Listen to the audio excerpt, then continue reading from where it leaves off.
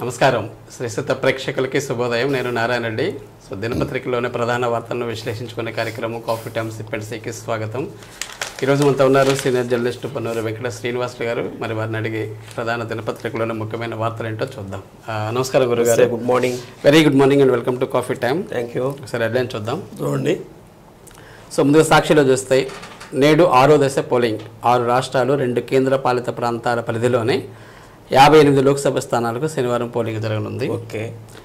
ఇక పోలింగ్ బూతుల వారీగా ఓటింగ్ శాతాన్ని బహిర్గతం చేసేలా ఎన్నికల సంఘాన్ని ఆదేశించాలన్న విజ్ఞప్తిని సుప్రీంకోర్టు నిన్న తిరస్కరించింది. అంటే పోలింగ్ అయిపోయిన తర్వాత 48 గంటల్లోనే బూతుల వారీగా పోలింగ్ శాతాన్ని ప్రకటించాలని చెప్పేసి అన్నారు.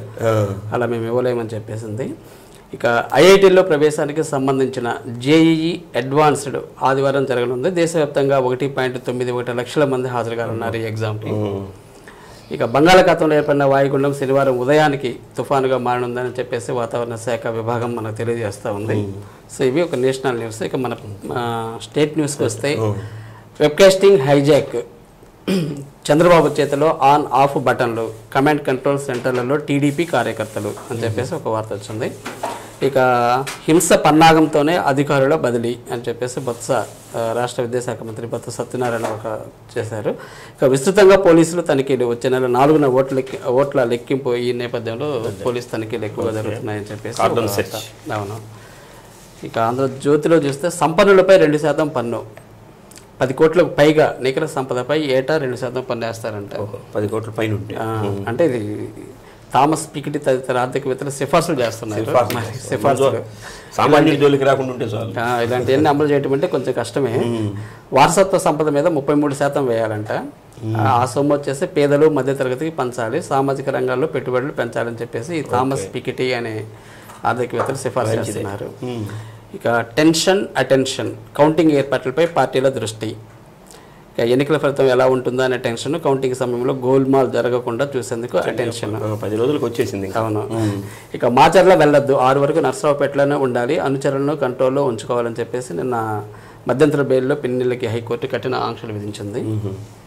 ఇక ఆ ఇంటర్వ్యూలు వాయిదా వేయండి, కోడ్ ఉండగా కన్ఫర్డ్ ఐఏఎస్ల ఎంపిక కొత్త ప్రభుత్వం ఏర్పడ్డాక నిర్వహించాలి, యూపీఎస్సీ చైర్మన్కు చంద్రబాబు లేఖ. ఓకే. ఇక ఆది నుంచి ఆత్రమే అడ్డగోలుగా కన్ఫర్డ్ ఐఏఎస్ ప్రక్రియ, నోటిఫికేషన్పై గోప్యత గడువు తక్కువే.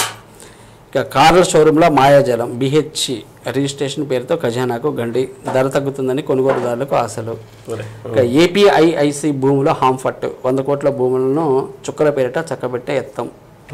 ఇవి ఆంధ్రజ్యోతిలో వచ్చిన ప్రధాన వార్తలు. ఒకసారి చివరిగా ఈనాడులో చూస్తే నగరాలకు ముప్పు, చినుకు పడితే ప్రమాదమే, కాలవల్లో పూడిక తొలగింపులో ఉదాసీనత, వర్షాకాలం సమీపిస్తున్న మేల్కొనే యంత్రాంగం.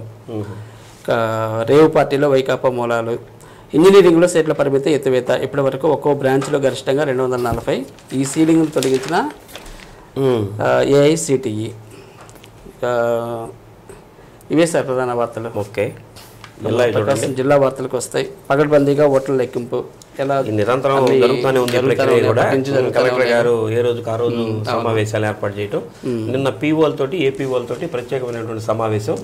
వాళ్ళకి వీటి ద్వారా LCD ద్వారా వాళ్ళకి లైవ్ ప్రాజెక్ట్ కూడా చేశారు.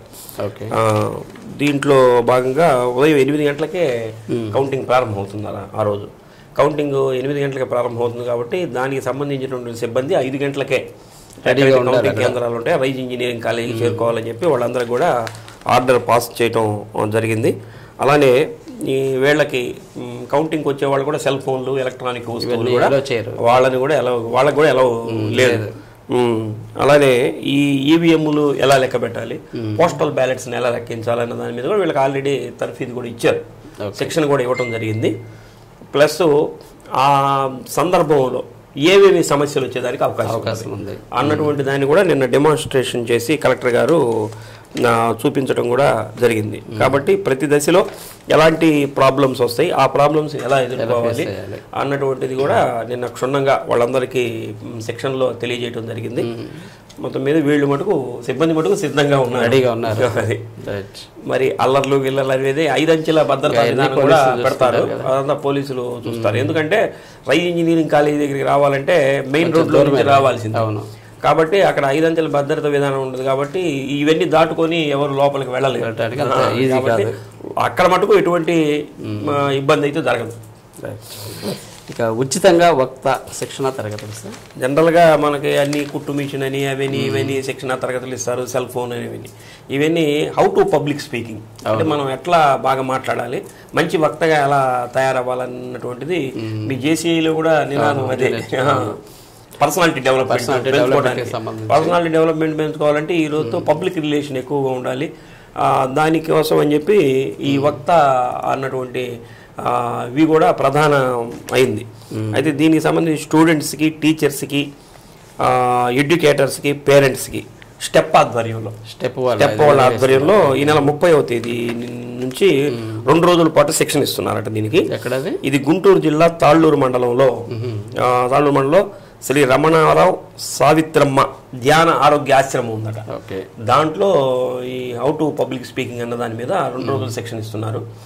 అక్కడే 2 రోజులు వాళ్ళకి భోజన వసతి కూడా అన్ని కల్పిస్తే మంచి ఎఫిషియన్సీ ఉంటారు కదా, మోటివేటర్స్ ఉంటారు, వాళ్ళ ద్వారా ట్రైనింగ్ ఇప్పిస్తారు. దీనికి సంబంధించిన మెటీరియల్ కూడా వాళ్ళే ఇస్తారట. ఎవరైనా కావాలనుకున్న వాళ్ళు దీని సెల్ నెంబర్ కూడా ఇచ్చారు, మనం స్క్రోలింగ్ కూడా వేస్తాం కాబట్టి దీన్ని ఉపయోగించుకోవచ్చు. చాలా మంచి కార్యక్రమం, పబ్లిక్ తో ఎలా మనం రిలేషన్షిప్ ఉండాలి అనేది. ఇక ఇందిరా కాలనీలో దొంగల బీభత్సం అంటే సార్, ఇందిరా కాలనీలో మన కొత్తపట్నంలో కూడా ఇలాంటిది జరిగింది. అంటే ముసలామని చంపేశారు. ఆమె కళ్ళు అమ్ముకుంటూ జీవించామె. ఇక్కడ ఇందిరా కాలనీలో మన ఒంగోలులోనే ఇందిరా కాలనీలో ఒక ముసలాం పాపం ఒంటరిగా ఉంటుందట. వాళ్ళ భర్త చనిపోతే ఆయన పోస్ట్ మ్యాన్గా పనిచేసి రిటైర్డ్ అయ్యాడట. వాళ్ళ కూతురు కూడా పిల్లలు లేకపోతే ఏదో అమ్మాయిని దత్తు తీసుకున్నట్లు కూడా ఏదో తెలుస్తుంది. వీళ్ళు వేరే కాలనీలో ఉంటారట. రోజు వచ్చి ఆమె చూసి వెళ్తుంటారు. ఈ మొక్కతే ఉందని తెలుసుకొని ఆమె మెడలో ఉన్నట్టు బంగారపు చైను, చేతి గాజులు ఆమె మటుకు అపస్మారక స్థితిలో ఉంది, ఇంకా చనిపోయినట్లు ఏమీ లేదు.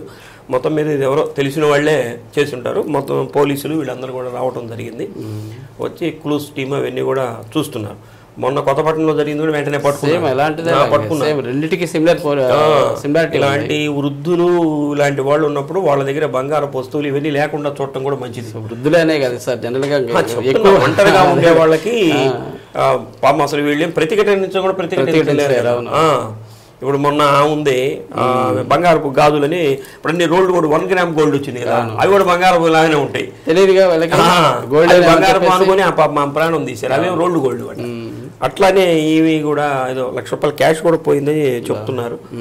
మొత్తం మీద పోలీసులు దర్యాప్తు చేస్తున్నారు కాబట్టి ఇంట్రాగేషన్ లో తెలియదానికి. ఏదైనా బంగారు విలువ పెరిగిన తర్వాత ఒక సవర్ ఇంట్లో ఉన్నా గానీ, ఒక సవర్ ఇంట్లో ఇప్పుడు చేతిలో పెట్టుకోవడం అనేది చాలా ఇది ఒంటి మీద ఉంచుకోవడం కూడా ఇబ్బందిగానే అనిపిస్తుంది. ఓకే, ఇక తమ్ముడిని చంపిన రైల్వే టీసీ అంటే ఎవరు సార్? ఇలాంటివన్నీ మానవ సంబంధాలు ఏమైపోతున్నాయి అన్నటువంటిది కూడా ప్రశ్నార్థకమే. ఇది చూడండి, ఇది సింగరాయకొండలో అట. వాళ్ళ ఈయన తండ్రి రైల్వే లో పనిచేసేవాడట. ఆయన వాలంటరీ రిటైర్మెంట్ ఇచ్చి ఆయనకి 2 కొడుకులు అయితే, ఒక కొడుకేమో రైల్వే టీసీగా ఉద్యోగం అది ఇచ్చారు. సరే, తమ్ముడికి అన్నకి పెద్ద కొడుక్కి టీసీకి ఇచ్చారు కాబట్టి చిన్న వాడికి ఏం చదువు రాలేదట్టుంది. అతనేదో బ్రతుకు తెరువు కోసం పెయింటర్గానే ఏదో పనిచేస్తాడట. అయితే అతనికి పొలమును ఇంటి స్థలం ఇచ్చారట బ్రతుకు తెరువు కోసం, ఇతనికి ఉద్యోగం వచ్చింది కదా అని. అక్కడి నుంచి వీళ్ళకి అన్నదమ్ముల మధ్య గొడవ. అయితే ఈయన ఈ టీసీ అనేది ఒంగోలులోనే ఉంటున్నాడట.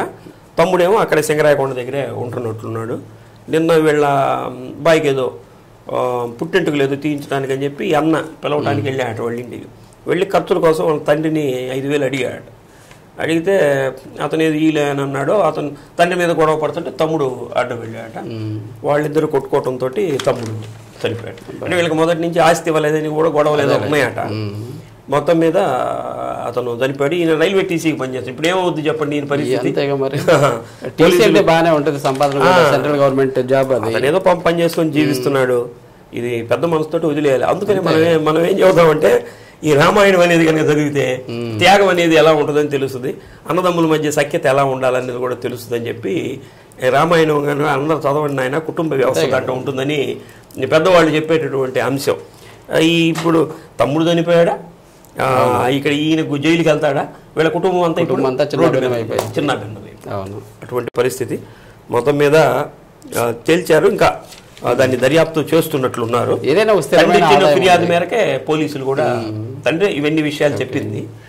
మళ్ళీ అతను పట్టుకున్నారు లేదైతే ఇంకా మనకి తెలియరావాల్సి ఉంది. ఏదైనా క్యాండిడేట్కి ఒక స్థిరమైన ఆదాయం ఉన్నప్పుడు ఎందుకు అంత ఇదిగా ఉండాలి? డబ్బు డబ్బు డబ్బు. ఓకే సార్, మరి కొన్ని వార్తలు చూస్తుందాం, చిన్న బ్రేక్ తీసుకుందాం. కాఫీ టైమ్ సిపెన్సీలో సో ఇక ఏం సార్, ఈ నీటి సమస్య బాగా ఎక్కువగా ఉన్నట్టుంది. కుప్పోల్లో కూడా అక్కడ గ్రామస్తులందరూ కూడా బిందెలు పట్టుకొని చేయడం జరిగింది. ఇక్కడ ఇది ఒంగోలులోనే, ఒంగోలు నడిబొడ్డులోనే కర్నూలు రోడ్లో లాస్యా హోటల్ కొత్తగా పెట్టారు.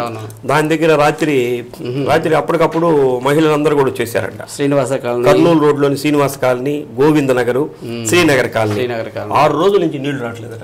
ఎండాకాలం ఇప్పుడు ఎక్కువగా నీళ్లు తాగేటటువంటి కాలం. 6 రోజుల నుంచి నీళ్లు రాకపోతే మున్సిపాలిటీ వాళ్ళకి ఫోన్ చేసినా కానీ వాళ్ళు ఎత్తటం లేదట. అటువంటి పరిస్థితి ఏర్పడింది.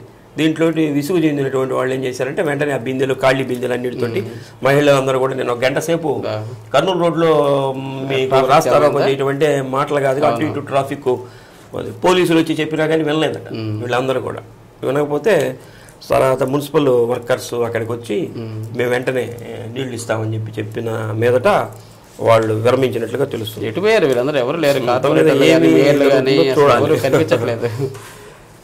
ఓకే, ఇక కొండెక్కిన కోడి, కోడి పాపం ఇదేదో ఎన్వి వెజిటేరియన్ కూడా అట్లనే ఉంది.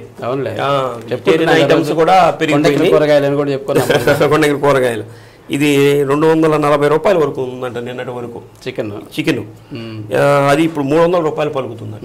దీనికి కారణం ఏంటంటే కోళ్ల ఫారాల్లో ఎండలు బాగా తీవ్రంగా పెరిగిపోయినాయి. వాటి వల్ల కొంత ఈ ఎక్కువగా చనిపోయేది కూడా ఉండే అవకాశం ఉన్నట్లు ఉంది ఈ వడగాల్పులతోటి. అదిగాక ఈ మధ్యలో ఎలక్షన్ జరిగింది కదా, ఎలక్షన్ జరిగినప్పుడు ఎక్కువగా పార్టీలు గిట్టీలు ఈ చికెన్ ఇవన్నీ తయారు చేయడం వల్ల అక్కడ కూడా ఉత్పత్తి షార్టేజ్ వచ్చినట్టుంది. ఉత్పత్తి లేదు, కొన్ని ఏమో చనిపోతున్నాయి, ఉన్నవేమో మొన్న ఎలక్షన్కి బాగా ఖర్చు అయిపోయినట్టుంది. అందువల్ల 300 రూపాయలు పలుకుతుందట. ఇది నాటుకోడి మాంసం అయితే 500 రూపాయల పైన పలుకుతుందట. కాబట్టి ఈ చికెన్ తినే వాళ్ళకి కొంత కొండెక్కిన కోడి అన్నటువంటి వార్తను కూడా రాసి చేతిగానే ఉంటుంది. ఇక సీనియర్ అసిస్టెంట్ శ్రీనివాస్ సస్పెన్షన్ అంటే అది ఉన్నవాడికి డబ్బు, లేని వాడికి ఆకలి దొబ్బు అంటారు. అటువంటి సామెత అనమాట ఇది. ఒకడు సీనియర్ అసిస్టెంట్ గా ఒక అమ్మ పని చేసుకుంటున్నాడు డిస్ట్రిక్ట్ పంచాయతీ ఆఫీసులు అనుకుంటా. ఇతని మీద మహిళలు లైంగిక వేధింపులు కేసు ఇతని మీద పెట్టారు. ఈ మధ్యలో పేపర్లో కూడా వచ్చింది. దాని మీద నిన్న కలెక్టర్ గారు కూడా విచారణ చేపడితే ఈ మహానుభావుడు లైంగిక వేధింపులు చేశాడు అన్నటువంటి ప్రూవ్ అయింది. ప్రూవ్ అయితే వెంటనే కలెక్టర్ గారికి ఈ వివరాలు ఇవ్వడం జరిగింది. అతన్ని సస్పెండ్ చేశారు. ఏ డిపార్ట్మెంట్ సార్ అది? ఇది DPO office, divisional panchayat officer మనకి మార్కాపూర్లో. ఈ మార్కాపూర్లోనే కాదు, గతంలో కందుకూరులో చేశాడట. అక్కడ కూడా అక్కడ చేస్తే అక్కడ రిపోర్ట్ ఇవ్వడంతో అక్కడి నుంచి ట్రాన్స్ఫర్ చేసి ఒంగోలు చేశారు. ఇంకా బుద్ధి పోదు కదా. ఇక్కడికి వచ్చిన తర్వాత కూడా ఇక్కడ కూడా వేధింపులకు గురి చేస్తే ఇక్కడ విచారణ చేపట్టి సస్పెండ్ చేశారు. అప్పుడు కూడా ఇతను మళ్ళీ కోర్టుకి వెళ్ళాడట. కోర్టుకి వెళ్తే కోర్టు నుంచి మళ్ళీ ఆర్డర్ తెచ్చుకుంటే ఇతను మార్కాపూర్కి వేశారు పనిష్మెంట్ గా. అక్కడ కూడా ఊరుకోవాలా. అందుకని మా ప్రాథమిక దీంట్లో ఇతను సస్పెండ్ చేశారు. సమగ్ర విచారణ కూడా కలెక్టర్ గారు ఆదేశాలు జారీ చేశారు. సమగ్ర విచారణలో కనుక ఇంకా ఇవన్నీ తేలతాయిలేండి, తేలకుండా ఎందుకుంటే సస్పెన్షన్ అనేది డిస్మిస్ చేస్తే సరిపోయింది. అది జాబ్ రీత్యా సార్, జాబులుగానే ఏదో ఒక శిక్ష వేయాలి. శిక్ష కూడా వేస్తారు. ఇంకా డిస్మిస్ చేస్తే ఏదో దీని మీద సెక్షన్ కూడా ఇచ్చారు. దీనికి సంబంధించినటువంటి లైంగిక వేధింపుల చట్టం, లైంగిక వేధింపుల నిరోధక చట్టం 2013 ప్రకారం కమిటీని కూడా వేశారు. ఏదైనా కానీ ఇలాంటి ఎంత పరుగు పోయా ఇప్పుడు అన్ని మనిషికి ఏందో మరి. ఇక నేడు మల్లవరం వెంకటేశ్వర స్వామి కళ్యాణం, మల్లవరం ప్రసన్న వెంకటేశ్వర స్వామి వారి బ్రహ్మోత్సవాలు 18 నుంచి ప్రారంభమైనట్టున్నాయి. ఇవాళ దాంట్లో ప్రధానమైనటువంటి ఘట్టం అంటే ప్రసన్న వెంకటేశ్వర స్వామి వారికి కళ్యాణం అయితే ఈరోజు వేలాది మందిగా భక్తులు అక్కడికి వస్తారు. ప్రతి సంవత్సరం కూడా బాగా జరుగుతుంది. అనంతరం అందరికీ అక్కడ ఈ అన్ని కులాలకు సంబంధించిన సత్రాలు కూడా ఉంటాయి అక్కడ. శ్రీశైలం లాగా అక్కడ అందరికీ అన్నదాన కార్యక్రమాలన్నీ కూడా ఏర్పాటు చేస్తారు.